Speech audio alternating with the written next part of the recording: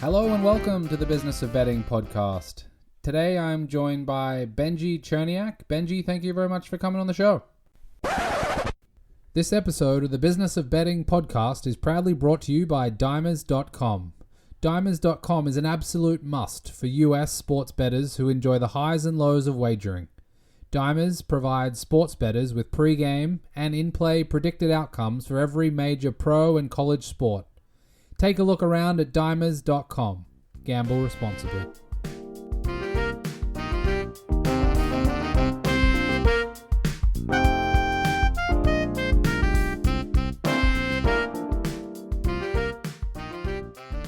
Today I'm joined by Benjie Cherniak. Benjie, thank you very much for coming on the show. Jake, a pleasure to be here. So Benjie, many people know who you are. Obviously, the former principal and managing director of Don Best, and obviously that business is synonymous with US betting. So we're going to get into some of that as well as some of the forward-looking stuff as well. But just tell us a little bit about your experience at Don Best. Tell us about, the inception, the earlier days, some of those early years, because obviously many people have been following the US market very closely in the last couple of years since the changes with PASPA and May 2018, but obviously now getting some insight from those that have been here for a long time is interesting. So do you mind going back and telling us more about the beginning days?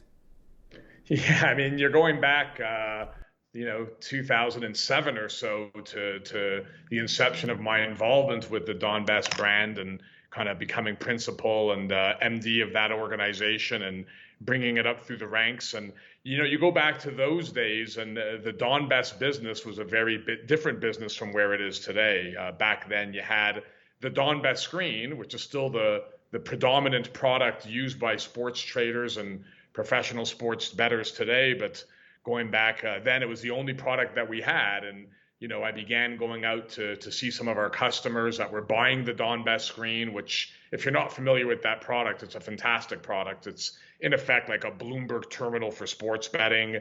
It still exists and is in fine shape today. You log in and you download the platform and you see all of the line moves of all sports books that are US facing in some capacity in real time, along with injury updates and the changes to start times and accurate scoring, and just really a fantastic tool, both for professional bettors or significant bettors, and of course, industry professionals, not just in the US, but across the globe. And, that product was always in place. And, as I began kind of traveling out to Europe and meeting with our clients, be it the William Hills and Paddy Powers of the world, and there was a desire to get some of that product on a more automated basis as opposed to traders manually punching in the numbers. So, we immediately put some of that information into XML feeds, and that became a nice revenue stream for the company. And it was primarily pre-match data because going back to that time frame, there wasn't a whole lot of in-play betting on American sports. And the European companies then came to us and said, this product is fantastic. We can use the top line markets to build out our entire, US trading product. But what about the in-play component? And, that kind of set out a light bulb that in the European markets, in-play was a huge component of betting, and there wasn't a whole lot of product for NBA and NFL. So we decided to build it out, and we formed the Don Best trading floor and hired somebody to build out our algorithms, and had our CTO at that time build out the initial platform, and brought in the VP of trading, who is still with the company to my knowledge today. Fantastic resource. And that first year we had one customer and we were doing NBA only, and that's going back 10 years ago or so. And as you can imagine, the product has evolved a little bit since then, but that first year was actually a little bit of a disaster, believe it or not. Algorithms that were V1 that could have been a little bit better, and our technology wasn't as strong as it could be back then, but our clients stuck with us, and one client became two, and NBA became NBA and MLB, and then we added NFL, then a third client, then a fourth, and it just all kind of to snowball to the point where it became kind of viewed as the leader in distribution of U.S. sports betting lines on a proprietary basis. What do you think makes Don Best and the screen so iconic in the industry? Because anyone you talk to across, like you said, professional gamblers or significant punters across US sports especially, and then obviously traders and other people who want that information, people might say it's an odds comparison screen, but it clearly has a far bigger place in the ecosystem than that. What do you think makes it so special and the place that it holds? Well, I think part of it is based on kind of the relationships whereby none of the data that's on the Don Best screen is scraped data. It's all data that comes directly from the source. So it just makes the product that much more reliable. And I think a lot of it is just legacy in terms of the way the product is structured, is kind of appealing to the eye, and the validity of the content that's in there, based in part on the relationships, in part on how we present the data via the APIs. It's just, a lot of US heritage and legacy built into it. The expertise of the Don Best staff in terms of acquiring injury information, the way that they source it out.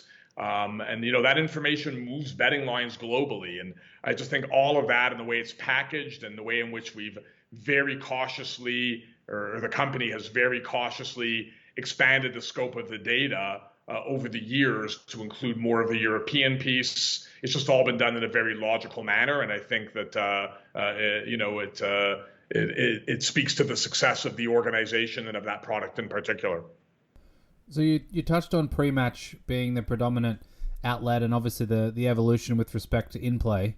From your business point of view, was that something that you saw a long way out and needed to reflect that in the product and in the business, or were you sort of in line with the Nevada market more so on that topic?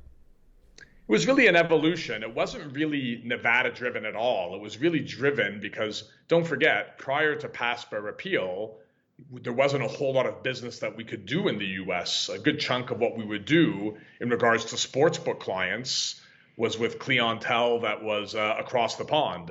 So, all of these European sportsbooks, they were kind of the catalyst that drove us to migrate to create the in-play trading solution, because they were doing in-play trading on soccer or European football. They had in-play trading for tennis. What they lacked was a strong in-play solution for the US sports component. So it just became a kind of a natural progression, but a little bit of a departure from our core business, because it meant that we had to create our own betting lines as opposed to kind of creating consensuses of third-party betting data. So, it was certainly a departure from what we had done historically, yet, from a decision standpoint, it was a logical evolution of where the company needed to go in order to continue growing.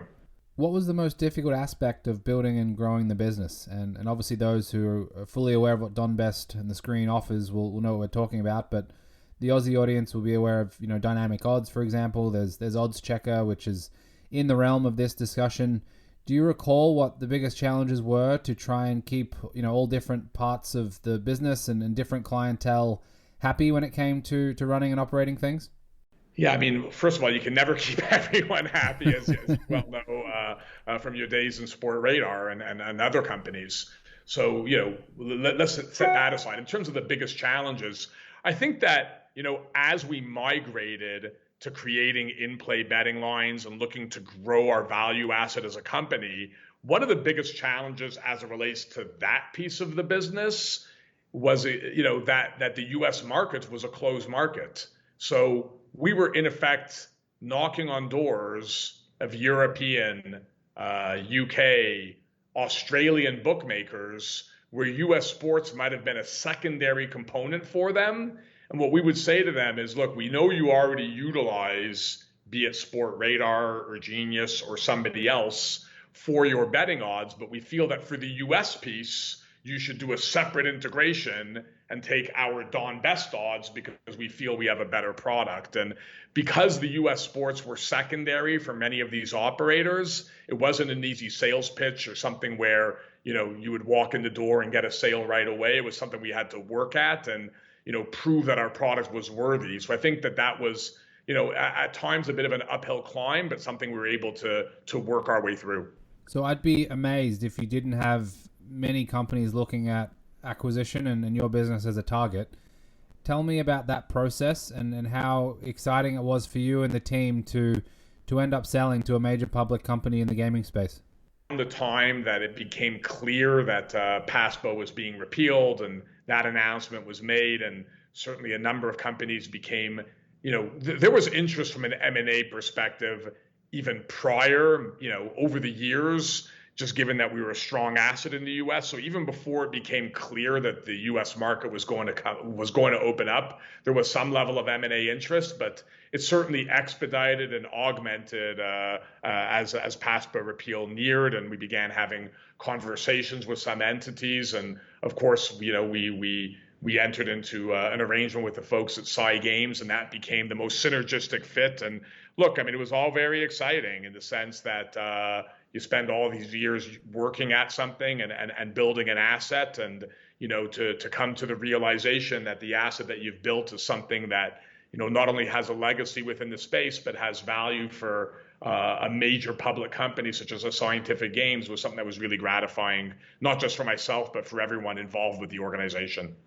So I'm curious how things change for you. You go from, running it standalone with you and the team, and then you're acquired by a bigger company and you're integrated within the broader group. What was that experience like for you when it came to integrating with other teams and other technology and other parts of the business, given, you were basically running the show and now you're within a bigger group? Yeah, so look, I mean, naturally there's an adjustment phase because as you allude to, I go from kind of myself, and in fairness, I worked alongside two partners at Don Best. I was a co-principal alongside two others, albeit I was more involved in the day-to-day runnings of the business, and they were a little bit less day-to-day than myself. But ourselves and the executive team, we were able to kind of work for ourselves and make decisions ourselves, and that's just what we were used to over so many years. And of course, when you become part of a bigger organization, you want to play the role in regards to making our asset fit within the confines of what Scientific Games and SG Digital want to achieve as a company, both in the US and globally. And, that required some adjustment in terms of how I manage business on a day-to-day basis. But that being said, it was a fantastic experience. I just had the benefit of working with some really, really talented people at Scientific Games, and, the leadership, people like Jordan Levin and Keith O'Loughlin, just really fantastic people and great people to work alongside and work for. Look, I think that, as with everything, when you're integrating a product like the Don Best product within the OpenBets trading platform and getting all of that done, there's a lot of ins and outs that go into it. And, there's some speed bumps along the way, but I think overall the result was fantastic and continues to be fantastic for everyone involved as they continue with their journey, independent of myself.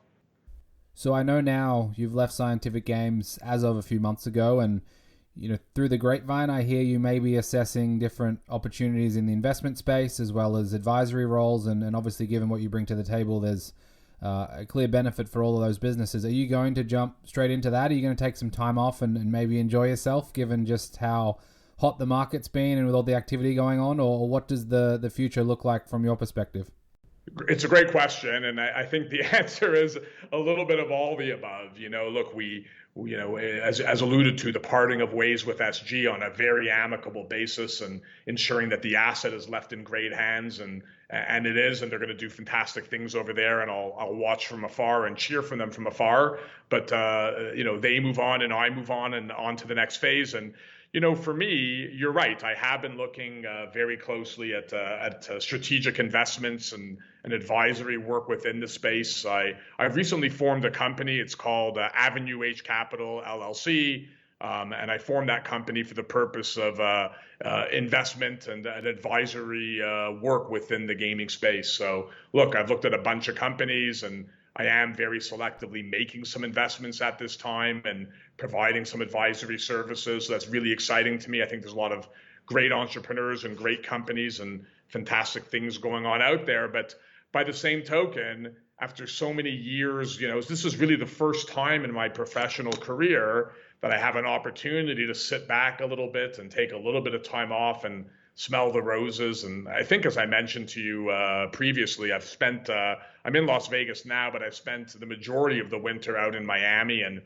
was kind of interesting because for the first time in my career, I don't have to spend, 40, 50, 60, 70 plus hours a week working at something. So I've kind of structured my day where I wake up in the morning, 7 or whatever, and get outside and get a workout in and come back. And then kind of from 9 a.m. until 12:31, I'll do my calls and look at different businesses and opportunities and have conversations and network and look at potential investments and advisory and all of those things. And, then at kind of 1 p.m., I try and lock it down and go for a longer lunch than I should and go to the beach and do whatever else and just do things that I had time to do in the past and kind of enjoy some free time for myself now. And then maybe, because I was on the East Coast, towards 5:30 p.m., I'll hop on a call for an hour or two with West Coast people who are now in the midst of their day, and then plan my dinner. And that was kind of my routine for the last few months, and it's been a lot of fun. So it does sound like there's a few spare hours in there to relax, enjoy yourself, a game of golf and something like that perhaps. But did you ever get the itch to jump in and jump back in on the corporate side? And obviously the industry is very hot at the moment. Someone with your pedigree and business acumen in this space right now is obviously a very hot commodity. So I'm guessing a lot of those businesses, when they're looking, for those targets, your name would come up pretty much every time. Have you felt like it might be a possibility to jump back in on the corporate side at all? I think that I evaluate everything as it comes along, right? I'm certainly not. I think part of it is that I'm not really, Jake, in a hurry to do anything, right? So rather than kind of force a square peg into a round hole, as I look at fits, whether it be investment or whether it be me jumping back into something on a more full-time basis, it needs to be kind of a round hole into a round hole because I have the luxury of being able to be a little bit patient right now. But at the same time, the market's moving quickly, as we all know. There's a lot going on. And if it were the right type of opportunity, be it starting something myself or getting involved with a company, and I felt that it was really the right fit, then I would contemplate getting back into something on a more comprehensive basis. But for the time being, I'm very much enjoying kind of partnering with some of these new entrepreneurs to the space who are doing some really exciting things, and it's just fun to get involved in that. So I've spoken to a number of people that have considered the consultancy advisory path and either haven't done it or might get to it. So tell me about your initial stages in that sphere and in that world, because like you said, there's a heck of a lot going on, and I'm sure there's plenty of ways to spend that time. Tell us about tell us about the name Avenue H. I don't know if there's a background to that, but tell us about the initial stages and whether it's been as fulfilling as you'd hoped, things that you've learned or things you've picked up that you may not have expected. Well, let's get to the name Avenue H since you brought it up. So Avenue H Capital, Avenue H. A few years ago, I went with my parents back to my dad's hometown of Saskatoon, Saskatchewan, which is in the prairie region of Canada, for those who aren't familiar. And he hadn't been there in 40 plus years or whatever, and to kind of go back there with him and see the small town he grew up in, and to knock on the door of the house he grew up in and meet the people who live there now, and walk in there and see the bedroom that his late brother, my uncle, and him would play hide and seek, and where my grandfather and grandmother, who had come over from Eastern Europe to build a future, and a lot of family values there, and a lot of hard work to build a life in Canada for the next generation, of which I become a beneficiary. And so that name just kind of comes back to the roots of my family and kind of the work ethic that was required to get where they needed to go, which was instilled onto me and the Don Best experience, and is a quality that I certainly look for in companies that I'm investing in. So that's the name. And in regards to the early days and the experience thereof, part of it is that there's so many great companies and so many great opportunities, and I think a lot of them are going to be successful. It's just trying to find the ones that are the right fit for me as a person, for me as an investor, and for me as an advisor. And it's not always just about which company is going to be the most successful, because that becomes a bit of a guessing game, but which are the entrepreneurs and leadership teams that I feel comfortable working alongside in making an investment and providing some advisory assistance and helping them get to where they want to go a little bit faster. Where are who are the individuals that kind of view the industry and the world at large in the same lens that I view it, in which it just becomes a synergistic vision. And I think those are really, really important attributes, at least for me, in trying to align myself with companies that I think can not just be successful, but in which I can add value to that journey. Interesting. So more specifically on that, with respect to the entrepreneurs, what are you observing? Because are you seeing those inside of the industry, let's say, working at companies like Scientific Games or betting operators who are creating their own businesses in the space? Or are they coming from outside of the industry, maybe from, business school or other tech businesses, and they're getting into the betting space as well? Are the same ideas being recycled in a 2021 format? Are there wild ideas out there that seem fanciful, but someone from the outside might have a different vision within the betting space? Yeah, I'm thinking of that one as you pose the question, and it's a really good one. And as I think about it, it seems that the companies that I'm leaning to getting involved with and where I'm making investments are generally people that are coming from outside the space, as opposed to people that had already established some pedigree in the space and now have a new startup or a new company having come off another exit or whatever else. So it seems that more of my involvement is with entrepreneurs that have great experience in other realms, have a good niche within our space, and my experiences allow me to add some level of value, as minimal as it may be, to individuals and organizations that are going to be successful whether I'm involved or not.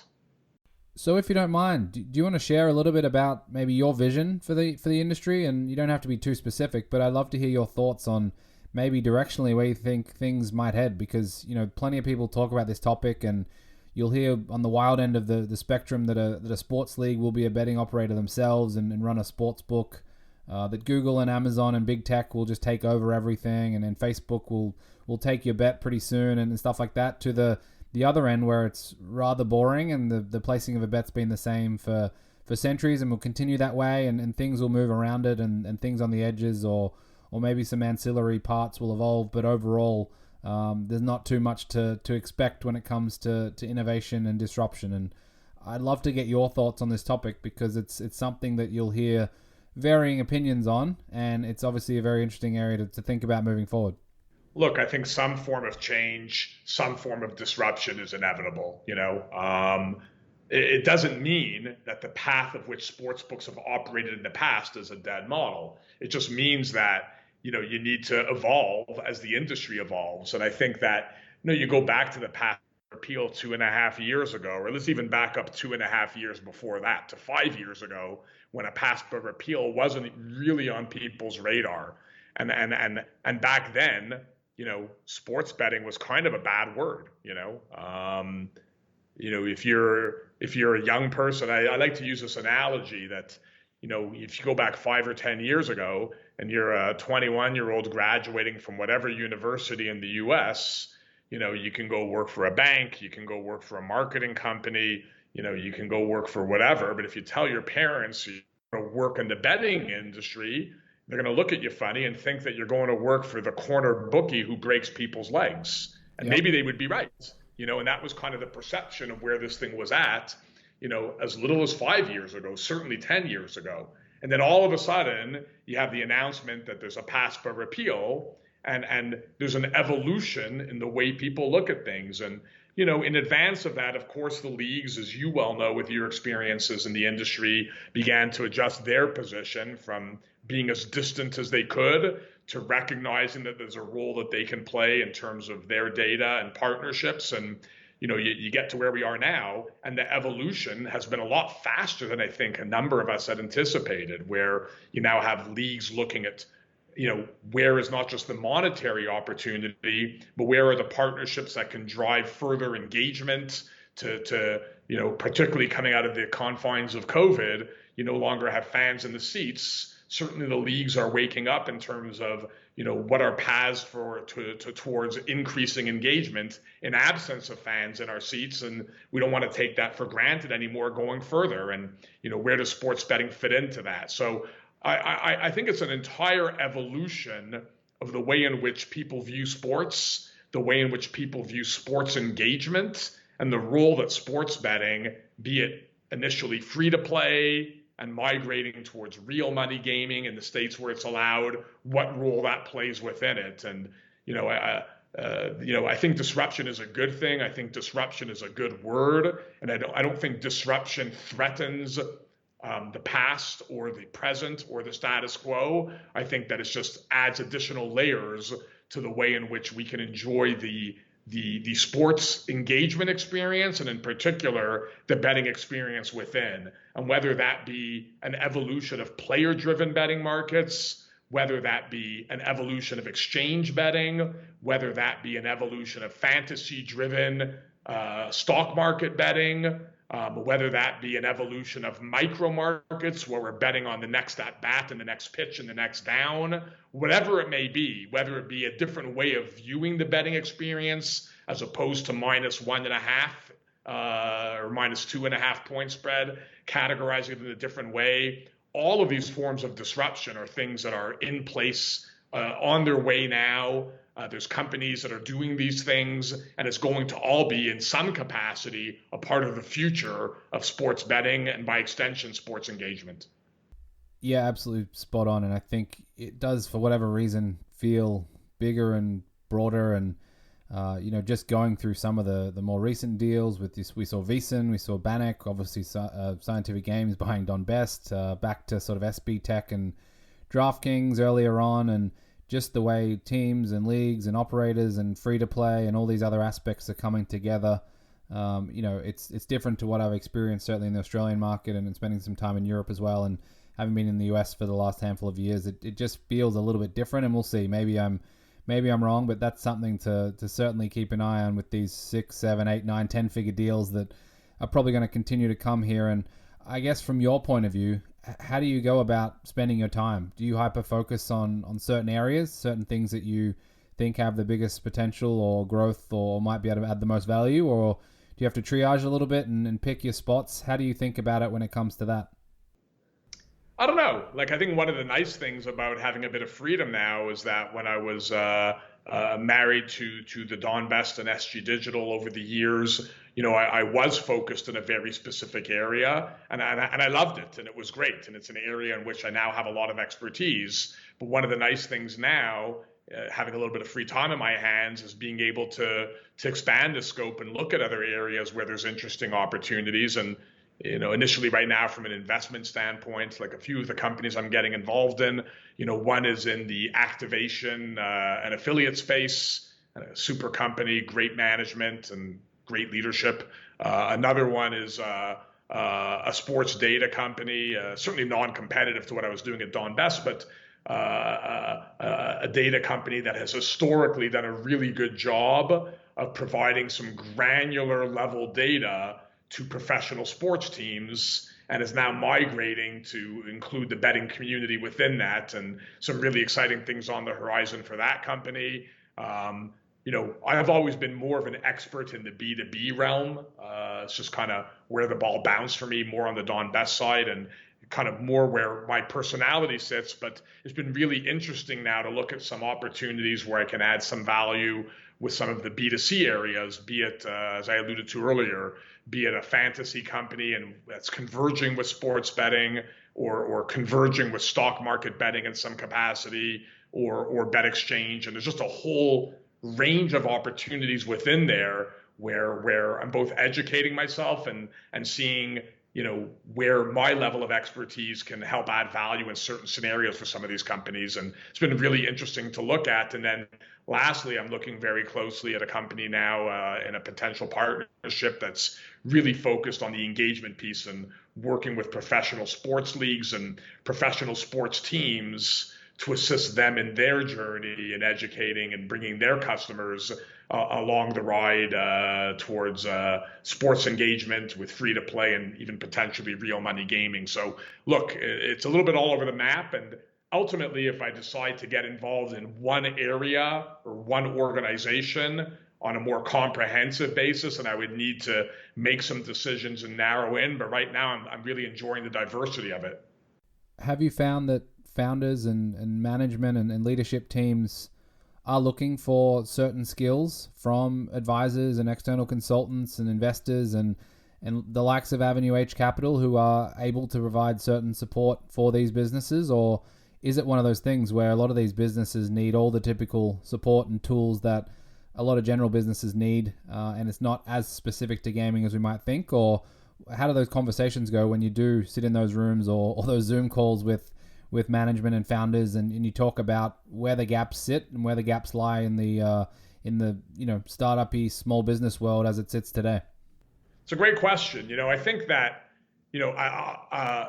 on a general basis, like on a big picture answer, I've gone through the experience, albeit during a different era when you look back to, a decade ago versus today, but I've gone through the experience over the long haul of kind of, growing a baby, growing a company, and growing alongside it, and have some familiarity with some of the challenges and pitfalls within the realm of building a sports betting, be it data or other company, and some of the challenges that can be faced as it relates to things such as integrations, as it relates to sales within the US or within the global. So I think that, just the overall understanding of both building a company as well as exiting a company and having done that successfully is an experience that is of benefit to entrepreneurs who haven't yet successfully exited and who are still or haven't yet built their company to where they want it to be, such that they might have that option or just continue to grow the company. So I think that general skill set, or not so much skill set, but that general level of experience that I've had the benefit of having over the years, is something that the maturity that comes with that is something that is of benefit to some of the entrepreneurs that are entering the space today. So reading between the lines, do you need to temper your excitement and enthusiasm or expectations when it comes to some of this stuff? Just given, I'm sure you see plenty of slide decks now with B for billions next to total addressable market. And, there's plenty of brands that are put into those presentations, and there's, acquisition targets into the future and all this stuff, especially in a world now where we have, sports betting, we have iGaming, we obviously have horse racing and existing and incumbent gaming that's been prevalent for a while. And then you have, crypto and non-fungible tokens and all these other new areas that are morphing into a broader category of entertainment. How do you go about that? Because you've obviously seen a lot of things and know a lot about this industry, and you're dealing with a lot of people who are, very eager, very excited, and want to make their mark and hopefully get a big acquisition at the end of the day. It's probably a tricky process at times for you.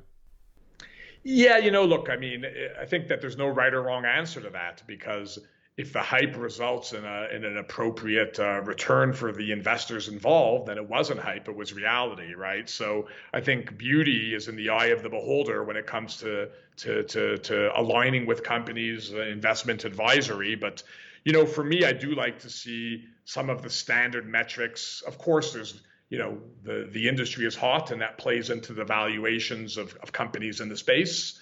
And I think there's a lot of room for growth within that. We're yet to see a lot of the biggest markets open up, the Texases and the Floridas and the Ohios and the Californias and the real New York, which would have the mobile component. And, let's not forget about Canada, and, Ontario is going to be an absolutely massive market that would take a backseat to very few of these bigger US states. So, as more and more of these markets open up, yeah, I think the opportunity just continues to get bigger and bigger. And I think that plays in a little bit to what some might view as inflated valuations to a certain extent. But, for me, I try and look at not just what can be the exit plan when they get there, but in absence of an exit, what are the nuts and bolts of this business and where is the value within it? And that was kind of how I approach things from a business perspective in general. And that would, to a great extent, fall into line as to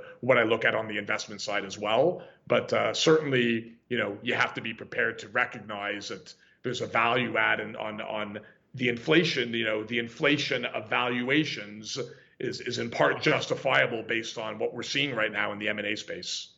So for those listening who might want to start a business or have just started their new business and want to understand what folks like you are interested in seeing or talking about, are there things that exist that they might be able to understand and control within their business that might make them better positioned when it comes to this space right now? I'm guessing there's probably a need or a want for fundamentals of just having a good, strong business with good management, good leadership, core competency across the different areas that are relevant and required. But are there any silver bullets out there in what's been described as a gold rush to try and find your place and your spot within that? Or is it something that, that doesn't really exist and you just have to stick to the more fundamental parts of building and growing a business? I think that for sure there's the nuts and bolts as it pertains to strong management and strong ethics and strong leadership and all of those things, and ensuring that as you form your company, you dot the I's and cross the T's as it pertains to doing your homework from a legislative standpoint. But I think you also have to be prepared for prepared for the unexpected. And I think the first thing you have to look at is, what is your niche? Are you solving a problem within the space? And if so, what problem are you solving? And who are you solving it for? And how valuable is it to that subset? So if you're a B2B supplier supplying some sort of a product in some capacity to assist operators, you need to look in terms of, what is the value add that I'm adding to those operators? How am I differentiated from the current competition or from inevitably the competition that will come if no one's in my category yet? And you have to kind of look at how are you adding value for whomever you're adding value to. So I think that becomes, I don't know that that's specific to this business, but that's something that I would kind of advise people that are looking at a startup is, getting real clear on what it is you're trying to do, as opposed to just saying, hey, Monkey Knife Fight just sold for 90 million. Let me slap some lipstick on some sort of a B2C fantasy play and I can sell for 90 million too. Before I get you out of here, I want to ask just about Don Best again. Obviously, we covered a lot earlier, but now that you've had a moment away and a moment to reflect on that part of your life, obviously a huge chunk of your career and your life spent building and growing that, a lot of blood, sweat, and tears, I'm sure, went into that. And now that you're away from that, any memories that stand out, any moments or any feelings that come to mind when you think about your time there, what you built? I'm sure plenty of great people come to mind. Is it something you've had a chance to think a little bit more about over the past few weeks and months? Yeah, I think that the biggest thing of it was just only positives in terms of my memories of my time spent both within Don Best independently as we built the company, as well as part of the SG Digital family.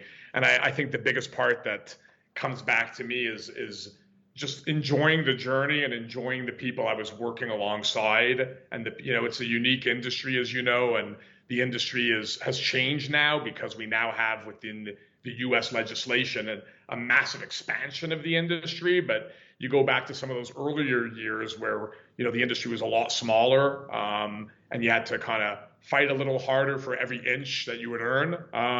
And I think that really the part that sticks out to me is the relationships and the people that I got to work alongside. And, from a Don Best perspective, it starts with my two business partners and then our key executive team and just fantastic group of people that I had the privilege and honor of being able to really work alongside to tackle these objectives. And, some fantastic clients who started off as clients and became friends over the years, and just people in the industry who I've just formed some really deep-rooted relationships with, who I think will be people who I have an interest in what they're up to for the rest of their lives. And that extends, of course, post-sale into the SG Digital realm.